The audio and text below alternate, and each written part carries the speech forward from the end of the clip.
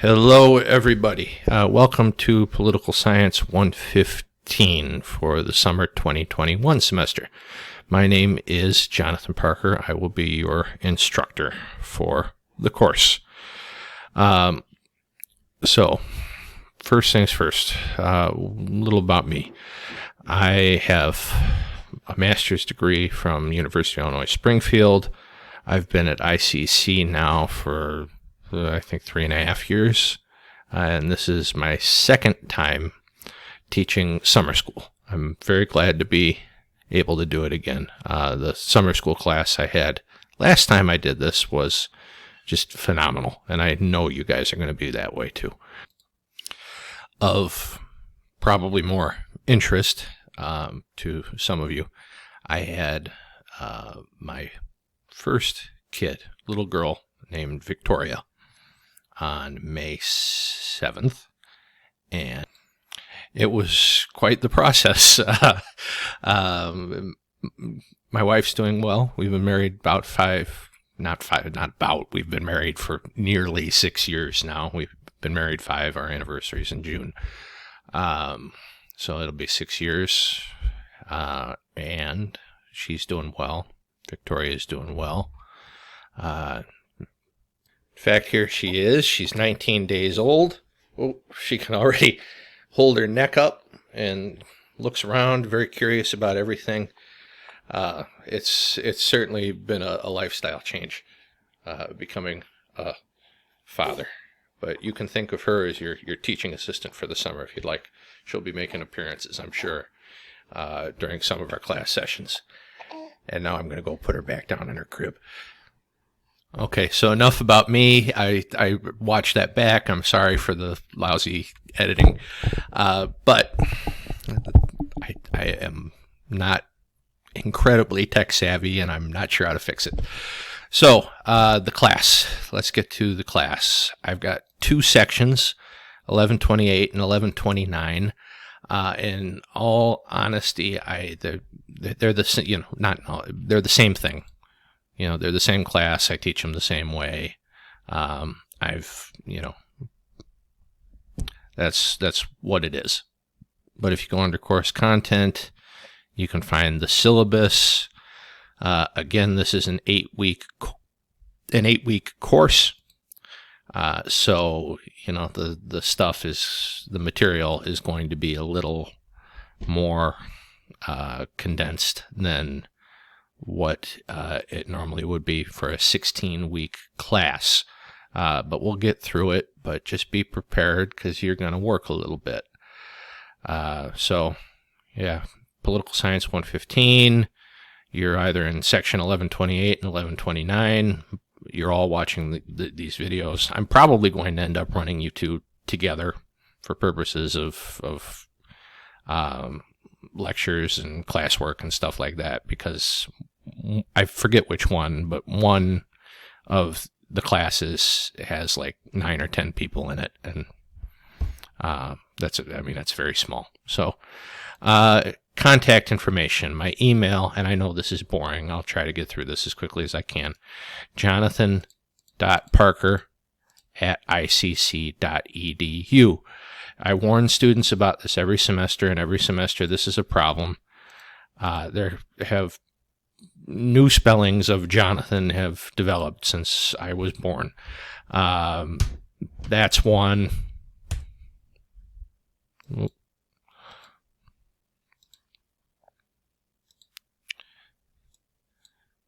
That's another.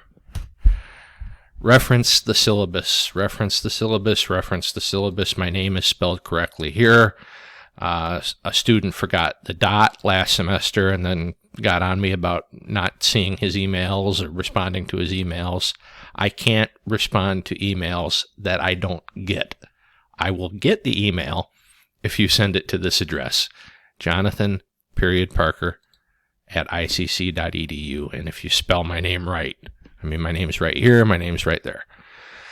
So this summer, the office hours, they're just going to be by appointment. I want, while we need to work and all that, I want this to be kind of laid back on all counts for all of us. So it's by appointment, and that could work out very well for some of you.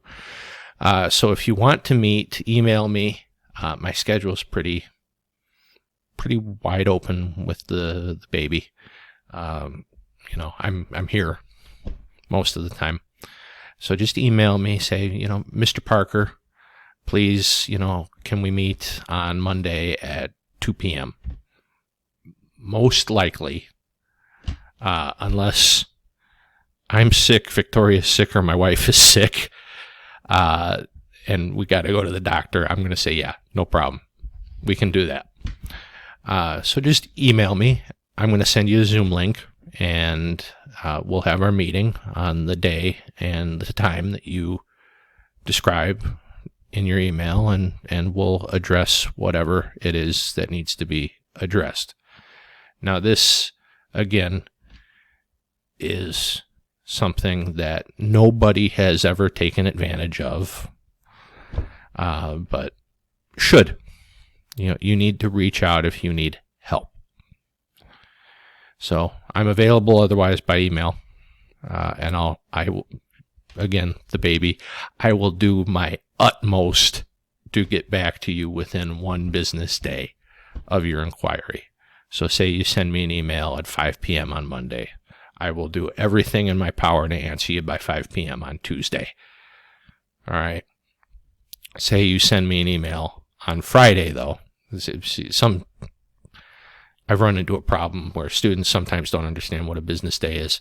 Say you send me something on Friday, 5 p.m. Friday. You won't get an answer until Monday at 5 p.m. The weekend is not business days. All right. Again, this is just so important. Reach out if you need help. Reach out if you need help. I've run in the years I've been teaching, Mr. Parker, I'm confused. Well, what are you confused about, student? I'm confused about everything. What does everything mean? Everything we've talked about. There's nothing really I can do about that if you come at me with something like that. Now, say you have a question. Like, first up, we're going to be studying the Magna Carta. Why? I'm confused, Mr. Parker. Well, what are you confused about? I'm confused about why King John let the rebel barons back him into a corner and force him to sign the Magna Carta. Okay, that's a question. That's good. Something that I can do something with and actually answer and help you, instead of I'm confused about everything. Some of you may laugh, but I've gotten that in the past. All right, so online anytime, a traditional online course that does not require on-campus attendance. We will not be meeting on campus ever, never ever. There will still be regular and scheduled due dates for assignments. We're going to get to that in a little bit. Students are not required to log in at scheduled times each week to participate in class sessions, though they may be required to log in at specific scheduled times for exams or other assignments, like conferences. We're not going to be doing conferences. The school makes me put this whole thing in. We're not going to be doing conferences over the summer. You do need to log in, because I still have to do non-attender, never attender, those rosters. And Blackboard will tell me when the last time you logged in was. So if you don't log in June 1 and say that they want me to tell them who didn't log in on June 2, well, you're out of the class. So make sure you log in. I try not to be a stickler about that, but sometimes I get backed into a corner, and there's really nothing I can do. So make sure you log in. I would suggest a minimum of 3 times a week. That seems to be what works for my class, this class anyway, in the online format. I can't require you to log in at a specific time or a specific day, but I would suggest heavily 3 times a week. You are going to have scheduled exams, scheduled due dates for assignments, things like that. Okay, so the course will seek to define and describe the scope of the American political system, list and describe the factors that affect political behavior, and analyze the means available by which to influence political authority, then et cetera, et cetera, et cetera. Basically, course description, we're going to study how the American government works. All right. There is a book by Connor and Sabato, American Government, Roots and Reform. It's online. It can be accessed through our Blackboard page. There are also physical copies of the book available in the bookstore. A very limited amount. I don't believe my teaching chair orders enough for everybody anymore, and I know we're changing books pretty soon too. So you've all paid for this book, this online book, through your tuition dollars. All right? And I'm going to show you how to get to it.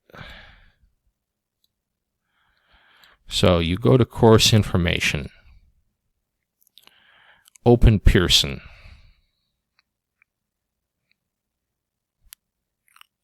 Okay, if you have a pop-up blocker like I do, just launch content.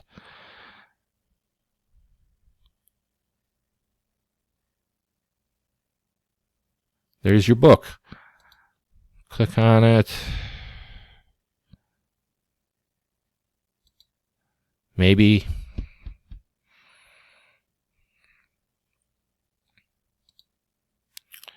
All right. Now, the only thing that we are ever going to do with this book is read from it. All right? Listen to me. Big important point here. Listen. The only thing that we're ever going to do in this book is read from it. I know colleagues of mine have students do assignments, and I just, in my opinion, they don't seem all that valuable, in my opinion, just mine. So, don't turn anything in through this.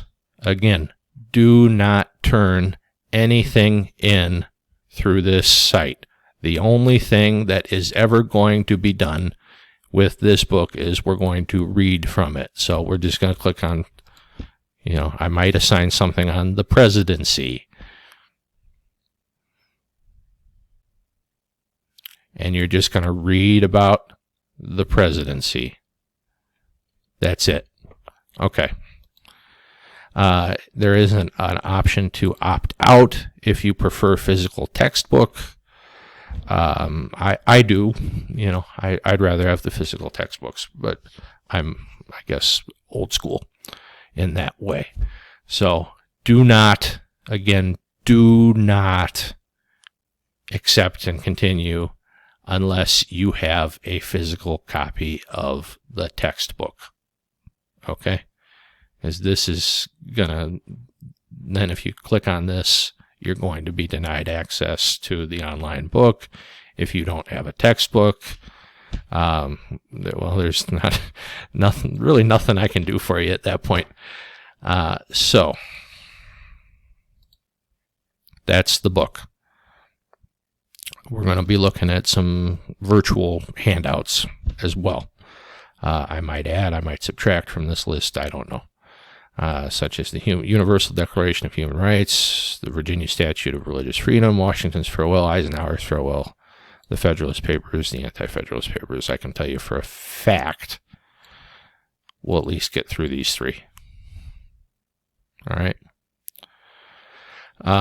Submissions, assignment submissions, course policies. So unless we use Flipgrid for an assignment, some of you may not be familiar. I'm going to do a Flipgrid tutorial in a separate video. So watch this space for that. There will be a separate tutorial video for Flipgrid that will probably be right under this video. Unless we use Flipgrid, everything that you turn in must be in a Microsoft Word document that you attach in an email and send to me. Now, what does that particularly mean? Because that seems to trip some people up too.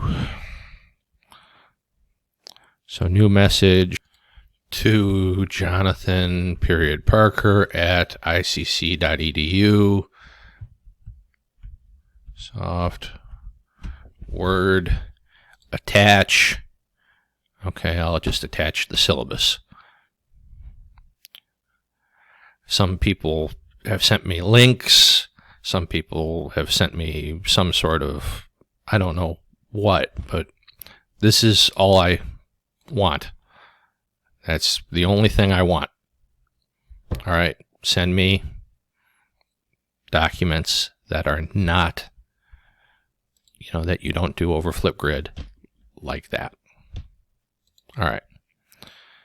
End of sermon on that point. I'm big on academic citation etiquette, so don't plagiarize. You can read that by yourself. I mean, plagiarizing, if a book says, Romeo, Romeo, wherefore art thou, Romeo? And you write in your paper, Romeo, Romeo, wherefore art thou, Romeo? And don't attribute that to Romeo and Juliet by Shakespeare. You've plagiarized. It can be something as silly as that. So make sure that you stay on top of it for this 8-week course. So like as far as the Flipgrid videos go, say something along the lines of, I took this from Romeo and Juliet by William Shakespeare. Romeo, Romeo, wherefore art thou, Romeo. By that was from the play Romeo and Juliet by William Shakespeare. Just an oral citation would be sufficient. Bibliographies, written assignments, and there are some written elements to some of these assignments. You're going to have to list the sources that you use. So we use MLA 8 format in this class, and I've taken the thinking right out of it for you. You go to easybib.com.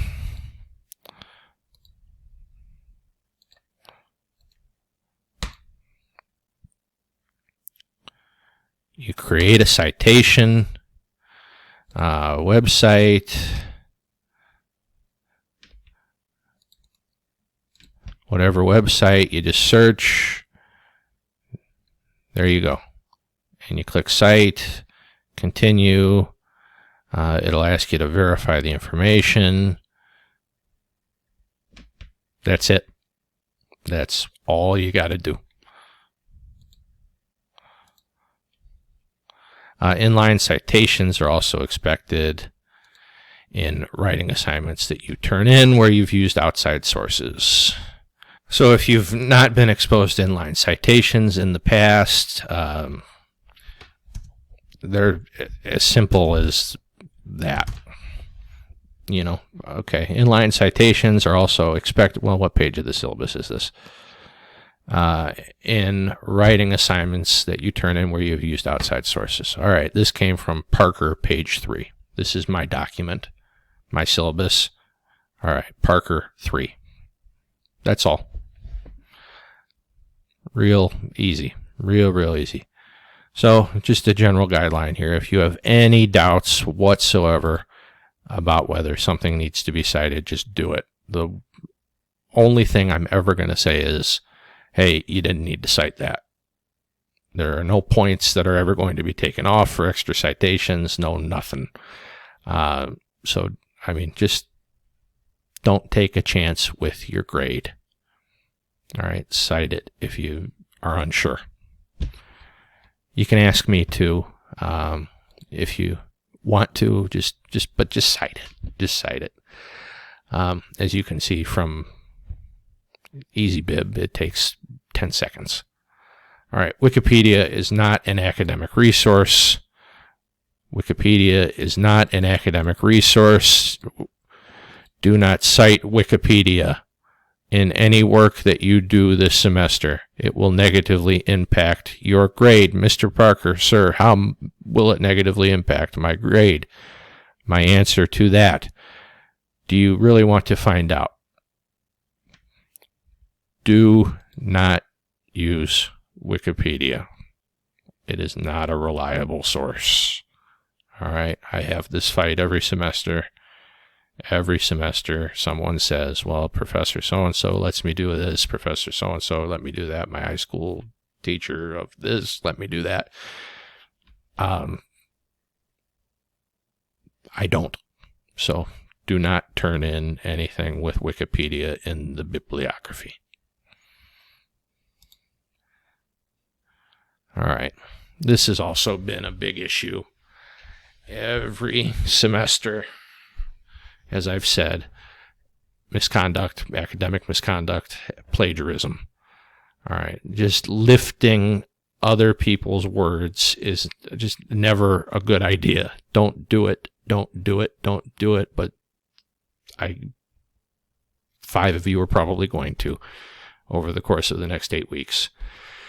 So visit page 24 of the Student Rights and Responsibilities Handbook. See, I always miss something when I edit. There are multiple forms of academic misconduct listed there. It's your responsibility to know what those are.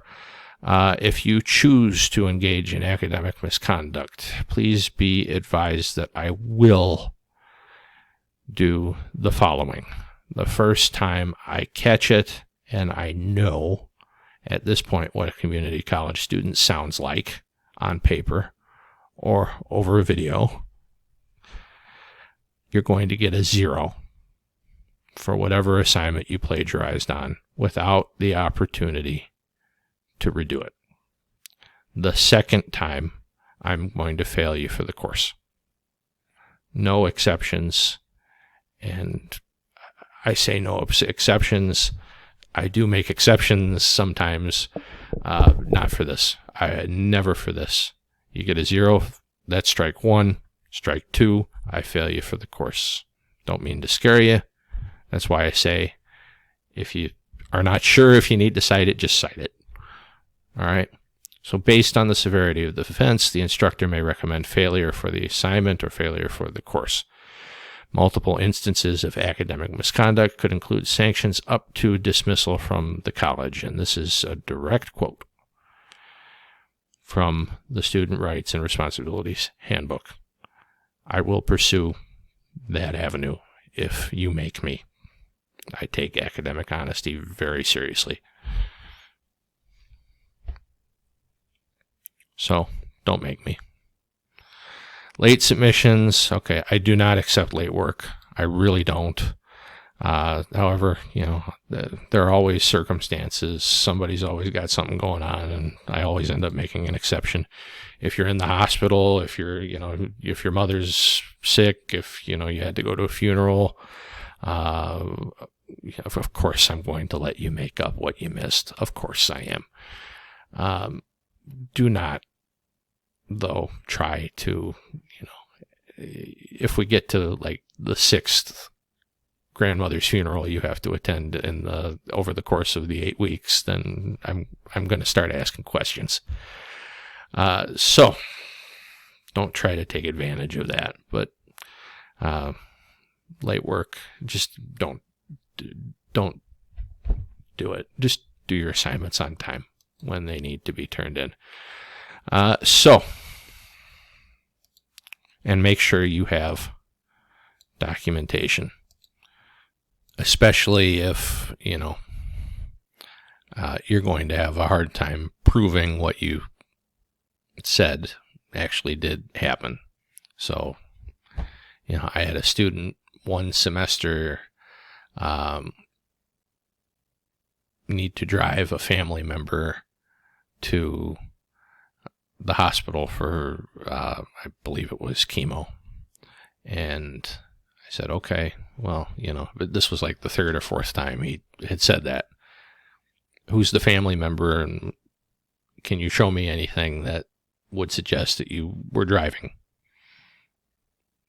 And he had a hard time with it, but eventually did come up with a couple receipts and things like that. But just make sure you have some form of documentation, especially if you know you're going to have a hard time proving to me what you had happen actually did.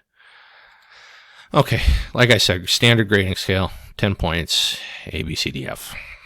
Methods of presentation, this is primarily going to be a lecture discussion via Flipgrid.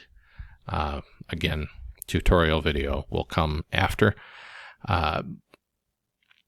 Type course. Visual, I'll put up the PowerPoint slides every week. And we'll do some other things. I like to bring in guest lecturers when and where I can. We'll see. I don't know how I'm going to work that into an 8-week course, but we'll try. But don't be mad if nobody ends up coming, if you're just stuck with me. All right, your grade. So 80% of your grade is this, 2 tests. There's a pretest. Actually, the pretest is already up. Summer 2021 Civics pretest. You're just going to take that. You're going to get 25 points just for taking it.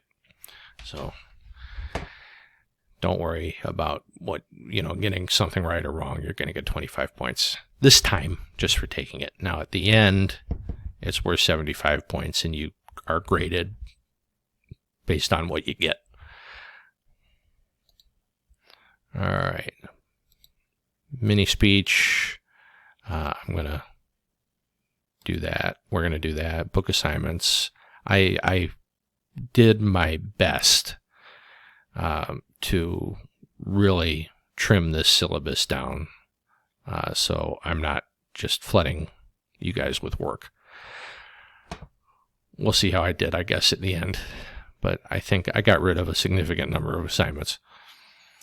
So how this works is as follows. We are going to go through the semester. You're going to get your grade based on all this stuff and say you get a 90%. Okay, we're going to multiply that by 0.8. So you're walking into the final with a 72% in the class. Now the final is 20% of your overall grade. Say you get 100 on the final.